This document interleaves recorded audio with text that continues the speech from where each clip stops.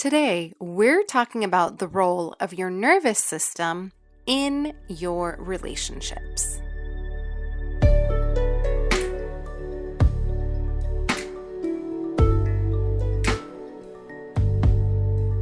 Welcome to the Fierce Authenticity Podcast. I'm your hostess, Sharani M. Batak, and I teach you how to have amazing relationships by doing one simple thing: dismantling supremacy culture's internalized oppression and conditioning. Be sure that you've hit subscribe to the podcast and come on over and join me in my private newsletter community, where I have a collection of specially curated tools to get you started. Simply visit www.sharanimbatak.com/connect to get started. Welcome back to the podcast. I'm so excited that you're back with me for another episode of the Fierce Authenticity Podcast and, another energy healing transmission that will come through and support you in your healing, in your evolution, in your adventure through this thing called life, as you are working to undo all of the effects of supremacy culture and how it's been ingrained into you and conditioned into you as a result of the systems in which we live. And the previous episode, I shared about why your relationships suck, and the answer was supremacy culture, because we have not been taught how to relate with one another. And in today's episode, we're going to take it a little bit further and talk about the role of your nervous system in your relationships. So way early on in the podcast, I recorded an episode. It was episode 3.0, and it was titled Your Nervous System. It literally was the third episode of the podcast, and in it, I shared a lot of information about nervous system basics. And I realized that what I've been talking about a lot lately is the role of our nervous system in our relationships and how our nervous systems really can make or break any relational interaction that we have with someone. And I want to start off with a story. So if you follow me on Instagram and other social media, you will know that I recently took a trip to Atlanta and New York City with my mom. And it was a lovely time. We actually had a really wonderful, amazing, lovely time. And the wildest thing happened. I was on the airplane on my way back. At this point, we had been in New York City. So first I went to Atlanta for Command the Stage Live. It was the culmination of my transformational speaker training program. And then because JetBlue was having a sale, I took my mom to New York City with me as well. I went to NYU. And so it was really fun to just visit the city again. And that's a little bit of an aside, but I will say so that, the last time I went to New York City, it was over a decade ago, because I knew that the next time I went back to New York City, it was going to be when I could afford a hotel room in Manhattan and didn't have to stay with friends who, bless them, it was really kind of them to open up their homes to me. And I knew that I wanted to come when I was in a different space. And so I'm really grateful that recently I was able to not only afford that hotel room, which by the way was like dirt cheap because COVID, the city was like not even populated the way it usually is. But anyways, so I was able to not only pay for this trip for myself, but I also took my mom with me. And there were all sorts of mishaps and conundrums that happened on the very last day of the trip back from New York City. So we went from the Bay Area. Well, I flew from the Bay Area to Atlanta for Command the Stage, and then from Atlanta flew up to New York City. And then from New York City, I was flying back to San Jose, where I live.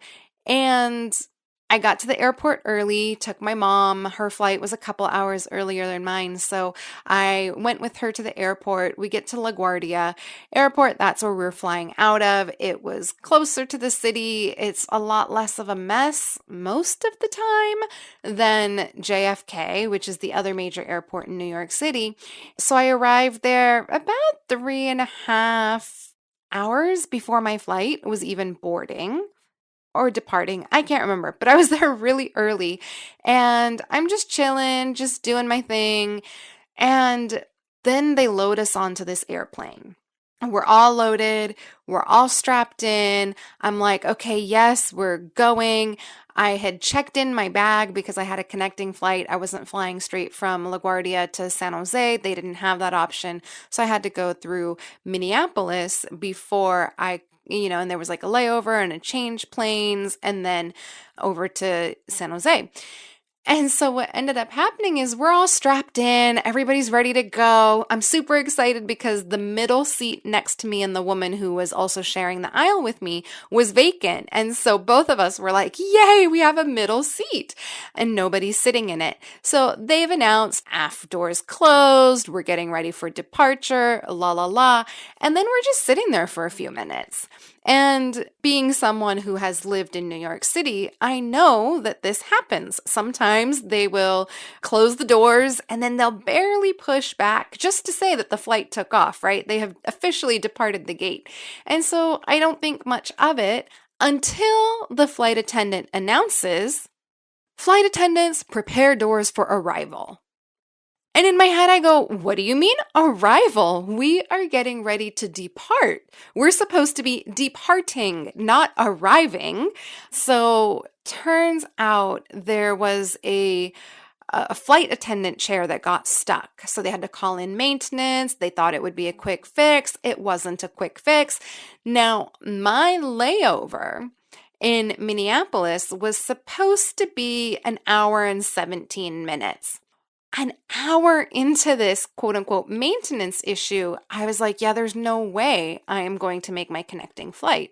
I asked the flight attendant really patiently, really kindly, and I say, I know it's not your fault, and I have a connecting flight.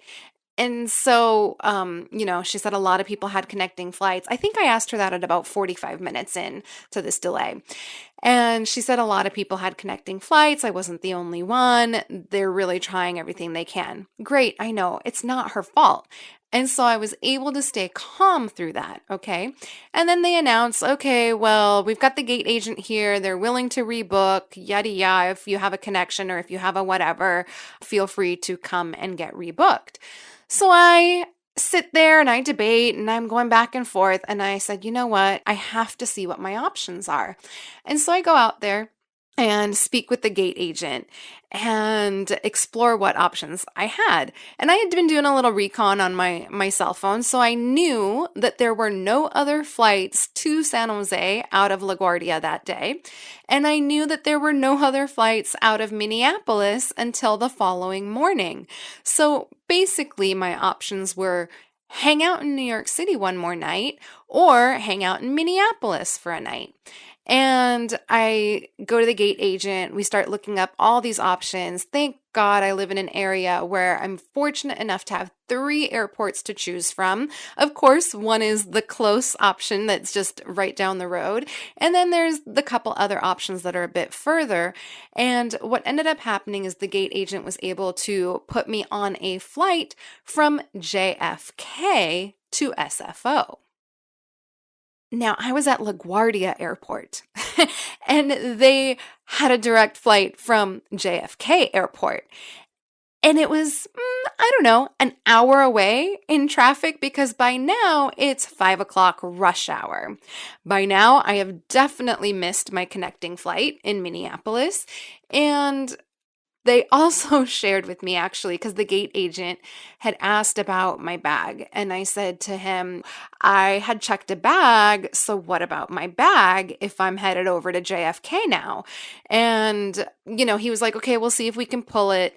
And then they announced, like, oh, the flight is ready to take off. And so it was going to be not a big, they weren't going to be able to pull it. I was like, okay. He gave me some instructions on what to do. And then he gave me the phone number to call for the transportation shuttle that would take me over to JFK from LaGuardia. And I get to JFK and then I check in, had to print my boarding pass and whatnot. And I decide to ask the agents there, what's the deal with my bag? Like, what steps do I need to take? Because it wasn't very clear. The previous person wasn't very clear with me. And so that was a whole big ordeal. And I just kept breathing through the whole thing and breathing and breathing and breathing, and it was okay. And the lady at first came at me quite rude and like in an attack kind of way. And I was just so undefended. I was so just whatever. Like at this point, I guess you could say I was kind of surrendered to whatever was going to be. And so she gave me some suggestions and also some guidance on, when I arrive at SFO, something about voluntarily separating from my luggage. It was a whole ordeal. I'm like, oh, it wasn't really voluntary if your flight was going to, like, I missed my connection. But anyhows, so end up having the conversation with her. And I'm just like, okay, it is what it is. There's really nothing I can do about it. It is what it is. And now the thing is, my friend, there was a time when I would have been freaking the fuck out. Like I would have been all torn up in knots. I would have been going, like, really driving myself crazy and obsessing and like trying to control this quite uncontrollable situation. But I was just breathing and rolling through it, right? Just, it is what it is. Make it through TSA. I mean, it's JFK, so TSA is obnoxious. And make it to my gate. When I get to my gate, I end up asking about if I have a good seat or not. I wasn't sure if I had a middle seat, didn't want a middle seat, all the good things. The agent there was able to put me in a row that I had 2 seats to myself. I don't know what that means yet. I'm just like, okay, great. I have a seat that nobody's sitting next to me. Awesome. Have some dinner. And then I'm just on the plane and really evaluating the previous, I guess, how many days was I? About 9 days. And so I was reflecting on the previous 8 or 9 days, and there was a lot of people in Atlanta that were quite rude. People say that New Yorkers are rude, and my experience is quite the opposite, actually. I find that New Yorkers are quite nice, especially as you get to know them. And even if you don't, I think they're just so used to having people in their face and in their personal space all the time that what else are you going to be? Like, you have to just kind of be nice on some level. But the people in Atlanta, especially that airport, were awful. Like, they were so rude. They were so mean. They didn't want to give you the time of day.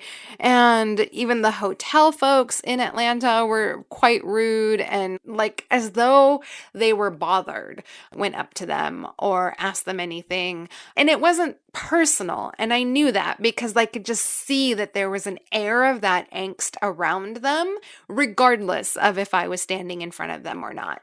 And so I was just reflecting on this entire trip and I realized, oh my gosh, throughout this whole experience, I had a regulated nervous system. I did not get worked up into fight or flight. I did not shut down and go into freeze. I did not get into fawning and trying to, become one with the aggressor or people please. I didn't do any of that. And as a result, I had an amazing time.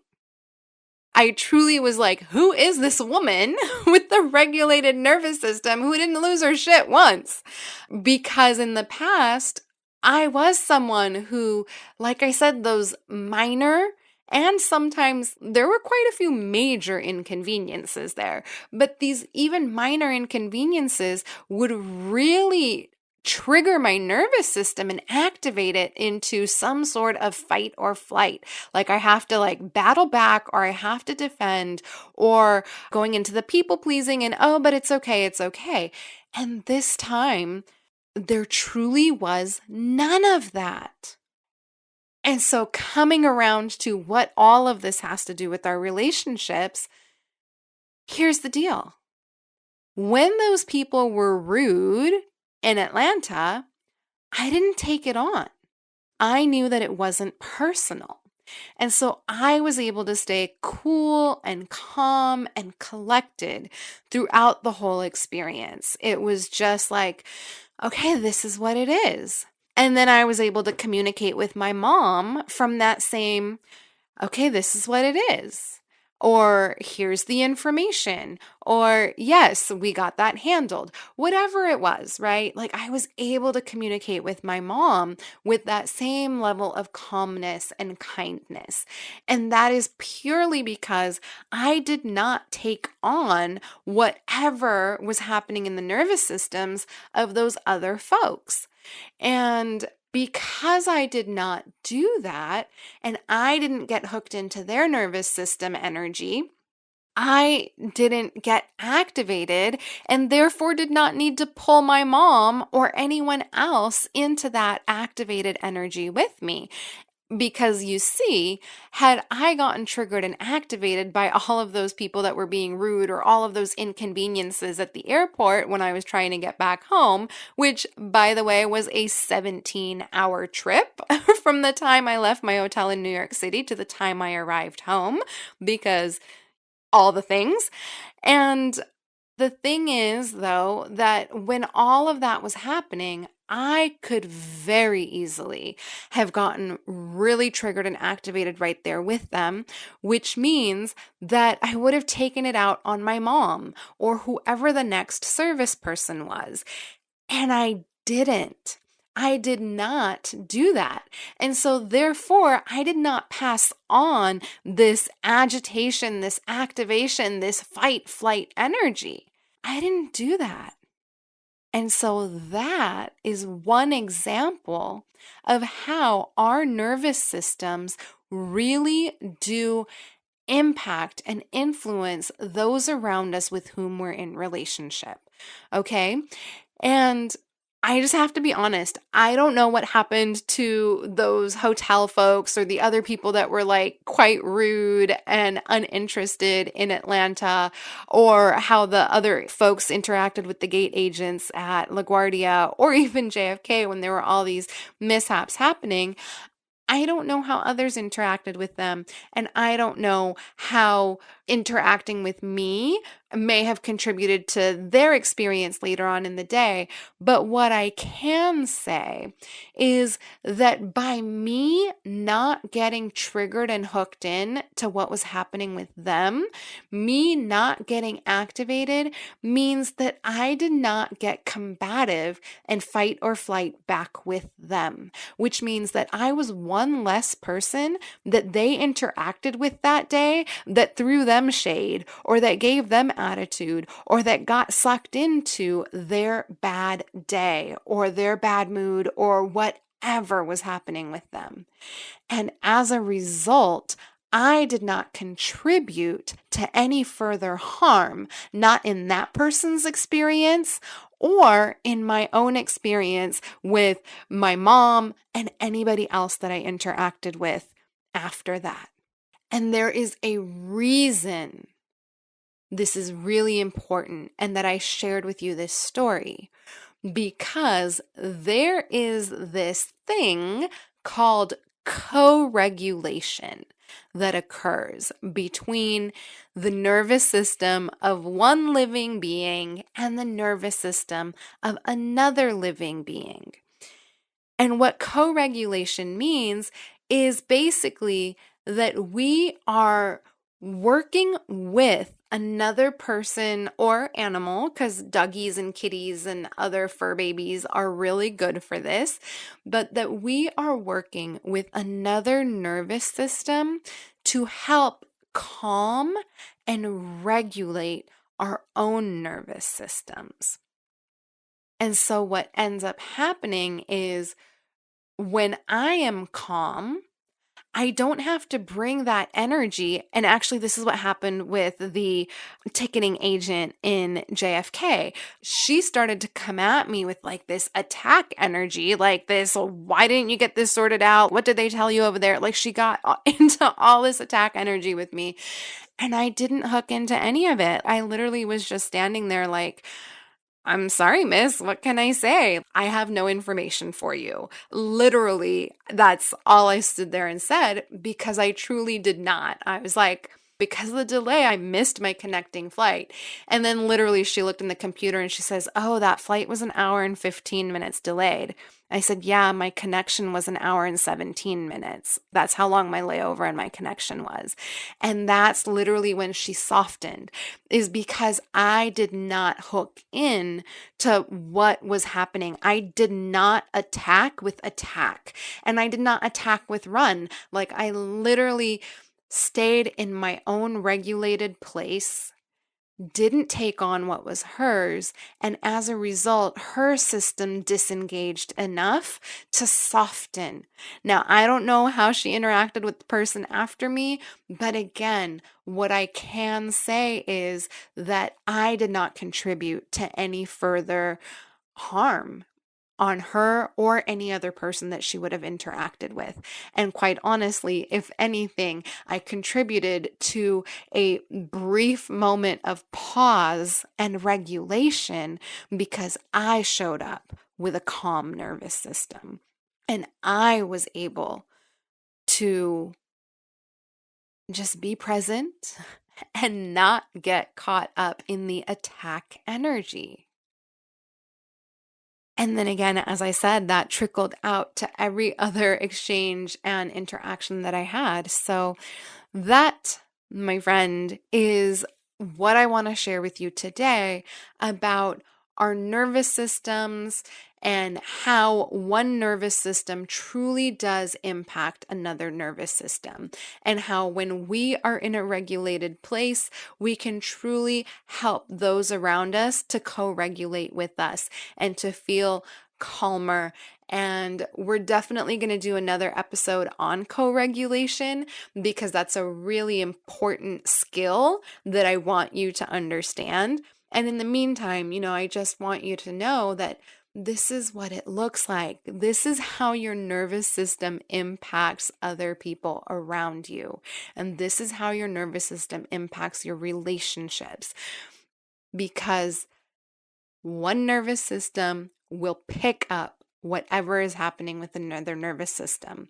And if one person's nervous system is activated and your nervous system gets activated right there with them, it's not going to be pretty.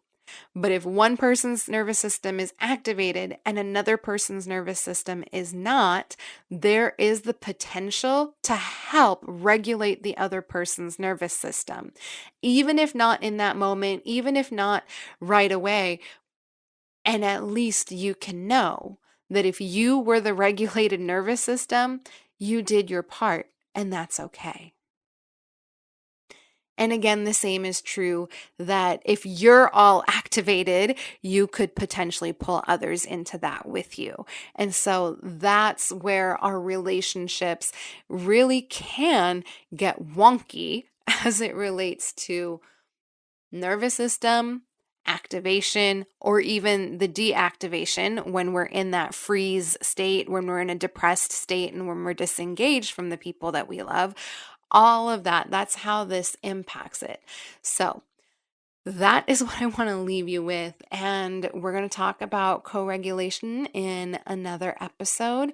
And until next time, take really good care. And I'm sending you so much love from my heart to yours.